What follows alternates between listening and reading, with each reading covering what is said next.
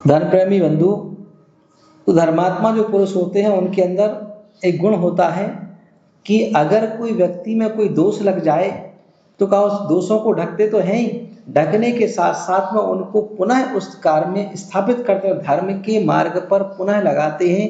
इसको कहते हैं स्थितीकरण अंग।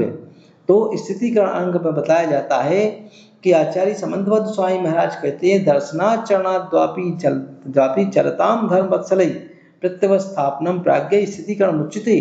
कहा कि दर्शनाचरणा द्वापी, या दर्शन से और चारित्र से, दोनों से, या एक से हो तो सम्यक दर्शन से हो या चारित्र से, या दोनों से हो, तो दोनों से अगर वह चलायमान हो जाता है तो धर्म वत्सलई का जो धर्मात्मा पुरुष होते हैं, धर्म में जो वात्सल रखने वाले पुरुष होते हैं, वह पुरुष उस व्यक्ति को पुनः उस कार्य में स्थापित करते हैं। कहते हैं भाई धर्म के मार्ग को मत छोड़ो, यही कल्याण का मार्ग है, कोई बात नहीं, जो गलती हो गई उसको भूल जाओ और पुनः उस काम में लग जाओ। इसी का नाम स्थितीकरण अंग होता है कि पुनः स्थापित करना। तो धर्मात्मा का यह लक्षण हुआ करता है कि वह अच्छे व्यक्ति को, मतलब जो दर्शन से और चारित्र से अगर कहीं से चलायमान हो जाता है तो उनको वह पुनः स्थापित करता है। इसी का नाम स्थितीकरण अंग है। तो इस प्रकार स्थितीकरण अंग में रामचंद्र जी प्रसिद्ध हुए हैं। कहा कि जिस समय श्री रामचंद्र जी देशांतर के लिए जा रहे थे तो उस समय उन्होंने देखा कि एक वज्रकर्ण नाम का राजा था, जिसको सिंहोदर पड़ोसी राजा बहुत परेशान करता था। और वह हमेशा, तो उसने क्या किया था कि उस वज्रकर्ण ने संपूर्ण नगरवासियों को अपने किले के अंदर छिपा रखा था। और जैसे ही रामचंद्र जी का देशांतर गमन करते हुए जाते जाते रास्ते में वहां पहुंचना हुआ तो देखा कि यहाँ तो इस नगर में कोई नहीं है। और दूर से राजा ने देखा कि हमारे नगर में कोई परदेशी आ रहा है। तो कहा अतिथि देवो भव की युक्ति के अनुसार उन्होंने जाकर के उसका बड़ा स्वागत करवाया। 2 व्यक्तियों को भेज दिया, बोले जाओ कोई अतिथि अपने यहाँ आए हुए उनका स्वागत करो। और वहां मंदिर में जिनालय में ठहरा दिया।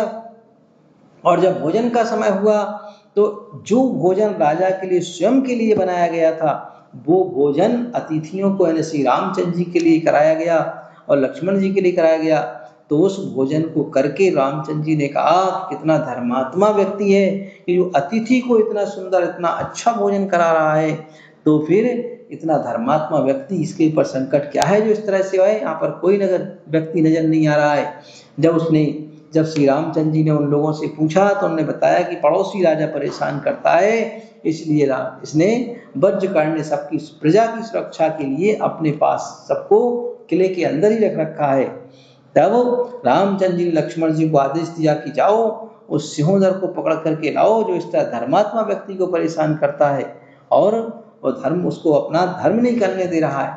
तो उन्हें लक्ष्मण जी गए और उस सिंहोदर के लिए ऐसी कांख में दबा करके ले आए पकड़ करके और घसीटते हुए ला करके श्री रामचंद्र जी के चरणों में पटक दिया। बोले यही सिंहोदर है, बड़ा बलवान बनता है। तब रामचंद्र जी ने कहा कि बताओ वज्रकर्ण, अब इसके साथ क्या उपाय किया जाए, कहो तो इसको तुम्हारे अधीन कर दूं और कहो तो इसको फांसी पर लटका दूं।